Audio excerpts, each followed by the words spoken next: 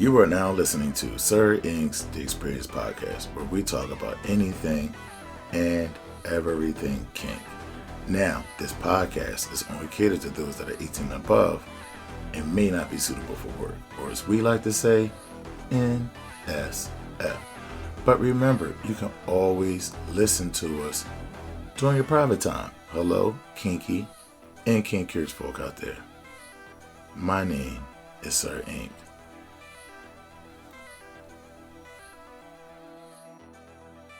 What's good, everybody? This is your guy, Sir Ink, and today,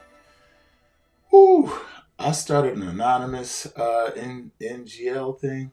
Anonymous, so I ask questions or confessions, and I'm just going to go over a couple of them today. But before I do, I want to say, please excuse any background noise you hear. There's a lot of construction going on next door to me, so what can I do? And I wanted to get this video done because I haven't been able to go on live through Facebook because of their restrictions. But I'm going to do this video and post it anyway.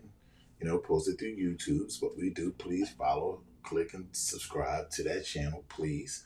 Also, my apparel is up. My apparel shop is up. The logo is different. This classic logo will be on there. You will be able to purchase this with the ball gag in the inside. You'll be able to get that online. But the new logo is it's different. It's definitely a rebranding because the ball gag gives you just more definition to what that is. So that's going to be part of that BDSM brand that we have, right? But the other logo is definitely geared toward more like, what's that about? And you get to explain this thing to people because what Sir Ink is ink isn't like inquisitive, inquisitor, right? Grand Inquisitor for all those that watch Star Wars, right? And it's just asking questions, exploring life, and also all the things in life that gentlemen are into. Fashion, travel, liquor, cigars, ladies, BDSM, relationships, mentorships, all things that men do. And I am a more focused heterosexual male brand to a degree. And why I say to a degree, because I do have female apparel. Teddy bears, for all those that was asked for teddy bears. I haven't gotten the pacifiers yet, but they are coming. I'm also coming back with dirty writing makeup. That will be further into the new year, probably more so January and February. I'll bring it out because I had to order some new stuff. So I'm getting things arranged, getting it popping, so check out the apparel, rep the brand. I love it. I love you for your support, and let's keep this thing going. So without further ado, let me reach into my phone here and let me come up on these questions that I got. Let's start here. You ever think about having the ability to teleport? Every day I wish I could walk out of my job, out of my business, and walk into my preferred reality, which is somewhere warm, close to a beach, palm trees, coconuts. I could drink coconut water, fresh, and just good vibrations. A different feel than the westernized societies. So yes, I wish I could teleport. Every day I wish I could teleport. Walk through a door. Like, remember Doctor Who back in the day? Yeah, walk inside that little booth and teleport somewhere else in a heartbeat. Wish I could do it. Let me see. How many exes do you have? I find this one to be funny. So I said, that I consider being with? About 3 and a possible. If you're in the spades, I had about 3 and a possible. And the funny thing is like the relationships that I consider to be serious to me. And I'm not a you're my girl kind of guy. I'm not just making any girl my girlfriend kind of guy. That's not my thing. So the ones that I consider, and this is including let's say this excludes my ex-wife. So let's just say, or an impossible in my lifetime. But if you ask some others, they would all think they would say they were with me for whatever small amount of time we were together. But no, it's just funny. I seen a question online is not how many people have you been with, but how many people have been with you, and that's so hilarious because I know we've all been in some kind of situationship where it's not that serious for us, but the person that we dealing with, it's a lot deeper for them, and you hear them social cues that they start leaking into how things are just a little bit more serious for them than it is for you. It's just really kind of ridiculous. At any rate, the next. Why would a man who has a wife that is his submissive cheat every chance he gets, even though his wife has a higher sex drive than him and he constantly turns her down? And I responded by saying, us men are wired to want more and do it without including our other, which I try to preach the opposite to younger men. This society doesn't teach to master one before you try more. And so you have to understand why I tell women to, if you're dating, find a man that's ambitious, that's driven, because the drive sucks up a lot of extra time that a man would have. And that extra time that men have, sometimes we can fill it with nonsense. Right? And so if you have a man that has plenty of time on his hands, he might be into plenty of nonsense. I'm not saying that's the case with everybody. I'm just saying this is how you get to these kind of situations. Also, too, there are some guys that are just fuck boys, and you got to know if you're with a fuck boy. And what do I mean by fuck boy in this aspect? What I mean is a guy that all he wants to do is stick it in anyone and everyone he can get. Because for him, it's not about you. It's not personal to you what you can or cannot do or how much more you got to give that he hasn't explored. He just likes more because his pilot is not satisfied. He has to have more and more and more and more. The revelation for him is he has an awesome woman that he hasn't explored all of her limits and talents and so on and so forth, but he's always seeking something else because guys just want to fuck something else. Some people just have that thing in them that they just gotta have someone else. It's not personal to you because it's not about what you are or aren't doing. He's had other girlfriends like you that he's done the same things. Probably how he got you because he's a fuck boy. He just want to fuck. He may care about you. It's not like he doesn't love you, doesn't care about you to a degree. He just can't help but be who he is, which is a fuck boy. What's my favorite song? Well, right now, I guess because I'm surrounded by young people, and I also like it too. SZA, I Hate You. It's a really the song in itself is really kind of crazy because it's really like a get back kind of song. Like I hate you because of what you done to me, and I wish you could feel the way I feel. And no matter if you're a male or female, if you've been in a situation and you felt like you were wrong, sometimes you have those feeling of resentment. Like, I wish you could feel the way I feel.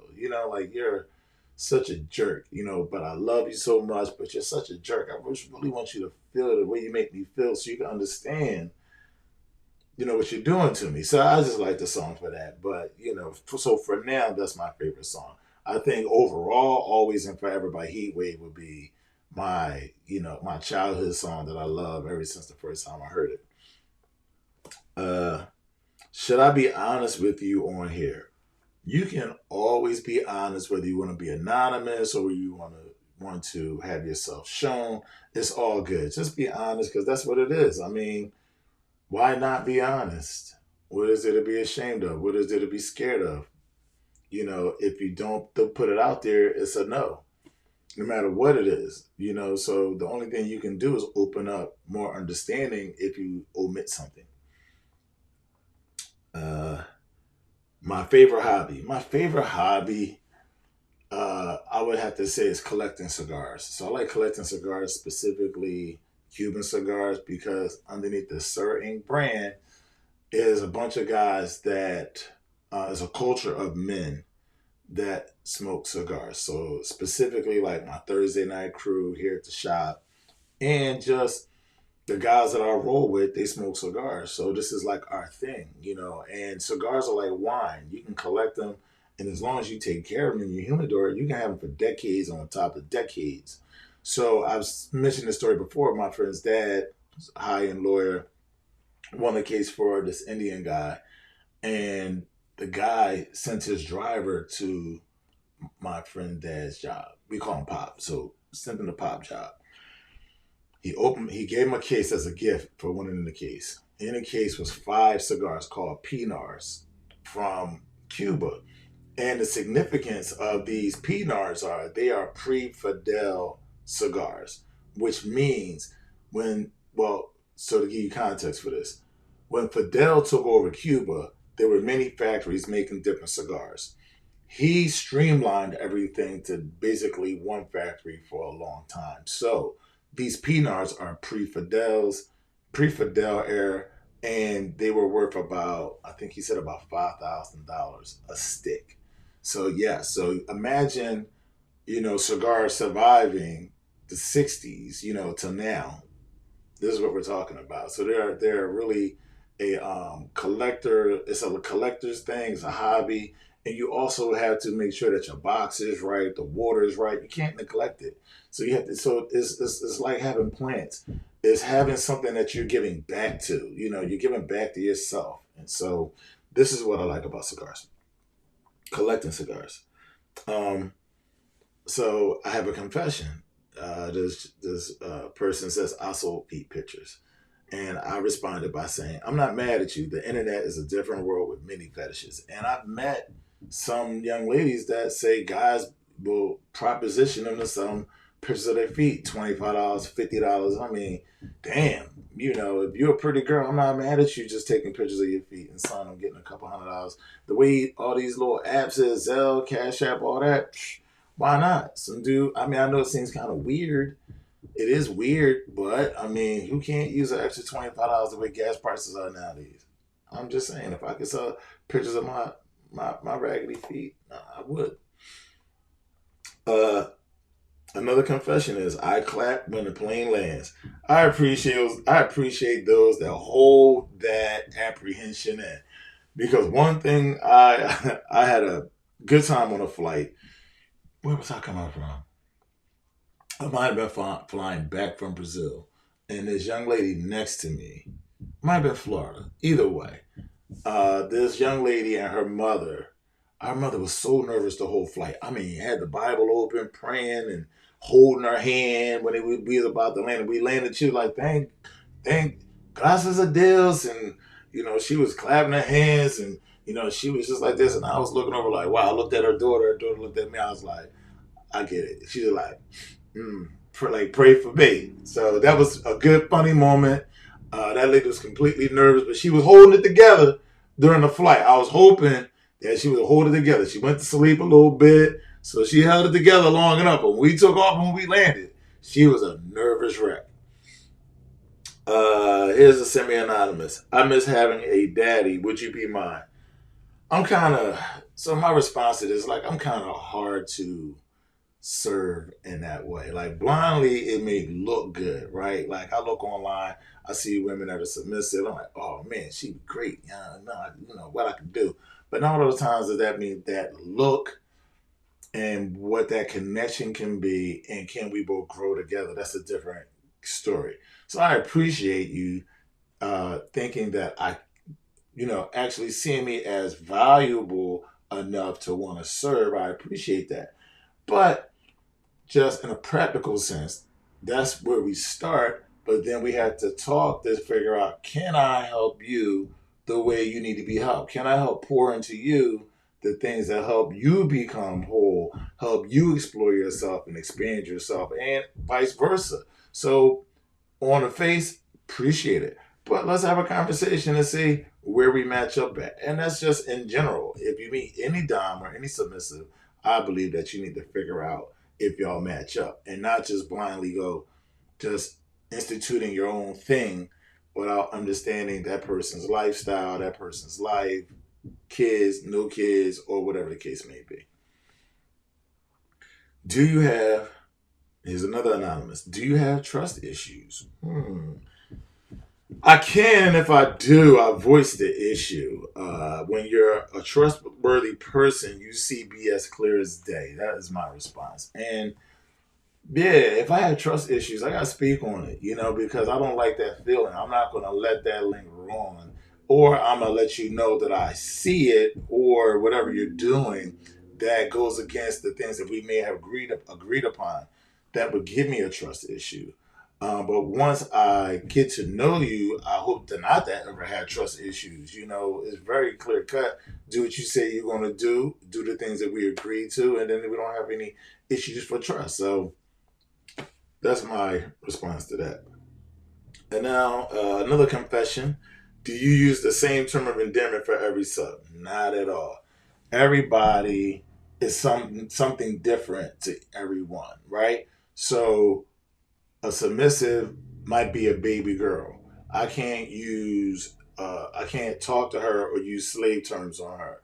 If she's a brat, I can't use slave terminology on her. So everyone has their own unique thing, and so I need to know you and fill you out, and then I can give you a pet name. It may be little something or baby girl, pretty girl, or it could be a bunch of things. It could be something plus your name. So that's how I see those terms of endearments, those pet names. Everything for me is like specific to you because this experience with me between you is unique to us, not something that's like going to McDonald's or ordering number one, number two. I don't have any experiences with submissives that are the same in each one of them. We may have done some same things, but how I'm interacting with them and all that is different. And I think that's just indicative of relationships. You can't just deal with everybody the same way. Even relationships with family members or kids, you can't treat your kids the same way. Even if you had two sons or two daughters or one son, one daughter, like they're all going to be different. Your relationship with them are going to be different. You can't treat one the way you treat the other because everybody receives love, criticism, and conversations differently, and you have to understand that. Uh, are you currently training a submissive? I am not currently training a submissive, but I am like an advisor to many. And so there is a young lady who has a dom who really is a he really is a swinger. And one of the things that I think we've been seeing growing, especially in, let me just say, the African American community, is people that are swingers getting into BDSM. But there's this in between. And I think what's in between the swinger lifestyle and BDSM is kink. And I think we all agree on kink, right? We all agree on role playing sometimes and bringing in toys or bringing in different apparatuses and things of that nature. But swinging and BDSM are two different things. BDSM over here is more about the power exchange dynamic and the transition that people are swingers have issues with when they come across that kink line in BDSM. The issue that they're having is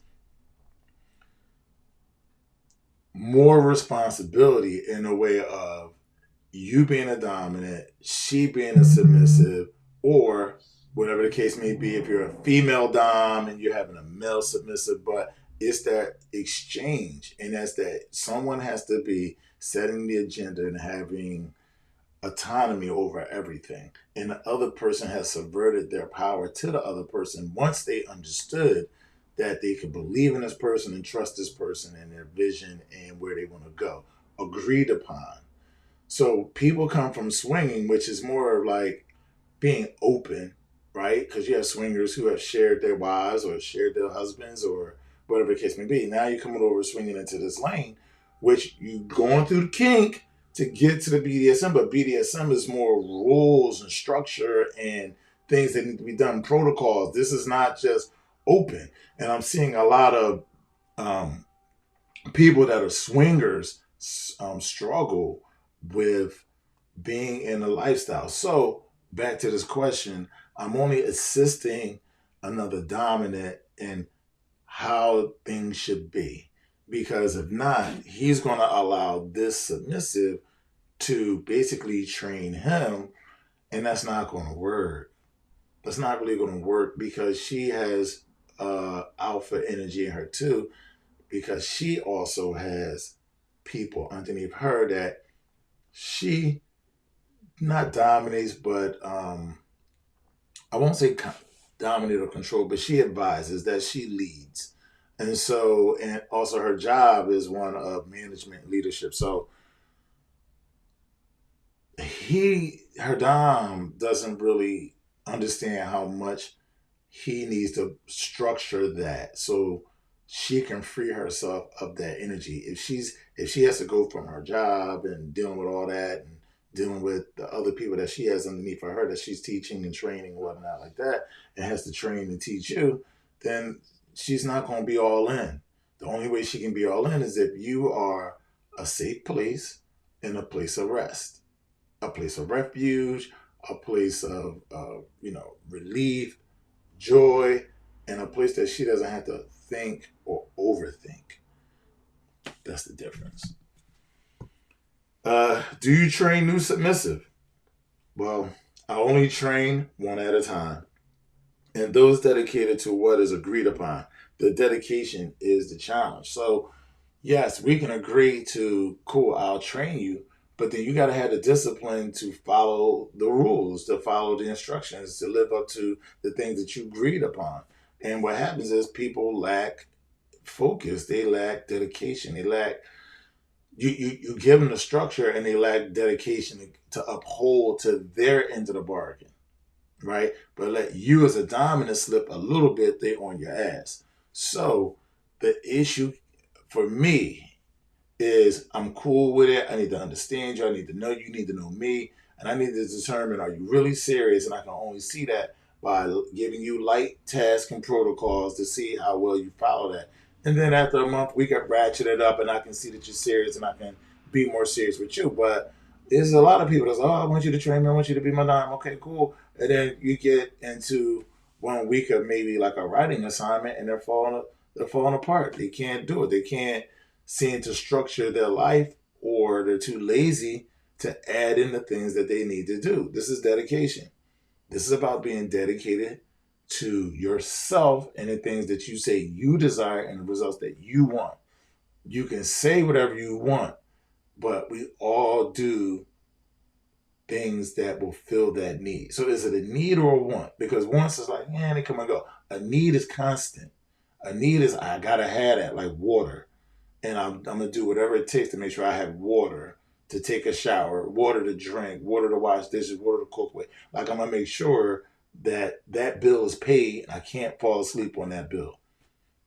Same concept, y'all. One thing you can't survive without. This is an anonymous message. Affection and appreciation when it comes to relationships and sex. When you're a passionate person, appreciation for your efforts means a lot. Without it, you can feel jaded and have resentment toward those you are going hard for. Yes, that's my sentiments there. Self explanatory. Like, the one thing I can't survive without in a relationship are those things. Because I go hard, I'll give you my last. I'm going to do whatever it takes to try to make sure that everybody in the household or in the situation is happy, treated fairly, and all that. But if it seems like I'm just doing that and there is no, it doesn't have to be a reward, but appreciation, just thank you. Thank you for being there. Thank you for being awesome. Thank you for helping me. Thank you for not letting me down. Just those kind of words just mean a lot to someone who's going hard for you in the paint. And I don't know how to be otherwise. If you go hard for me, I'm gonna treat you great. I'm gonna tell you how much you mean to me. I'm gonna show you how much you mean to me. And I'm gonna try to give you gifts or little things that show, look, man, you're loved, you're appreciated. You know, that's why my circle is small.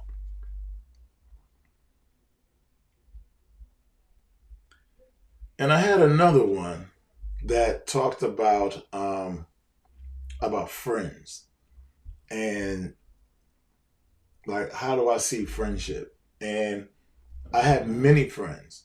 And I told you guys, as a barber and owning my own business, you form relationships over the years with people that normally outside of work you don't really have anything in common, but because of the business and other things that we may have in common, like kids and things of that nature, like you form friendships. But I have friends and I have family. I have family that are over here that are friends, and I have friends over here that are family. And what I mean by that is my family are people comprised of friends, family members, blood family members, right? That I give to, they give back to me. And it's cyclical. It's cyclical. We give to one another. We can anticipate each other. We understand where each other are. We know who each other are. We know how to help one another. Or if you need help, I'll be there for you. I can trust you. I know this isn't in vain. And then you have your friends who are cool with you and you're cool with them and you'll do things for them and they may do things for you, but they don't necessarily maybe do it for you. They don't necessarily maybe know how to help, or they're just takers. It doesn't mean they're bad people, they just don't know how to reciprocate. So, or you just don't really mess with their vibe. You don't really mess with their character outside of cutting hair. It doesn't mean they're bad people or someone can be bad people, right? It just means outside of this common ground we walk on, which is my shop, well, we really don't have much in common. I'm not really going to, you know, be doing anything with you outside of work hours. That's that. But what do you guys think? I want to wish you guys a happy new year. I hope everything that you wanted in 22 came to you. Those things that did not, you get in 23. I hope that if you make resolutions, that they are resolved in 23. And I'm just wishing you love, peace, and health, and most of all, good mental health. People are really struggling out here. And I think it's just important that those people that you consider friends and the people that you consider family, just, check on them. Just ask them how they're doing. Are you okay? You don't always have to ask them if they need anything, because you got some people that'll just say they want something just because you are just open to helping, right? But just to make sure that people are okay, just check on people. I will often put up a mental health post, mental health check, where you at, because people need it. Sometimes people need a friend or a stranger to talk to. People are going through a lot of things post COVID. I just think people are having a hard time with life. It doesn't have to be that way. Um, just hearing from a stranger, having someone drop some knowledge on you is can mean a lot. But what do you think? Leave your comments below.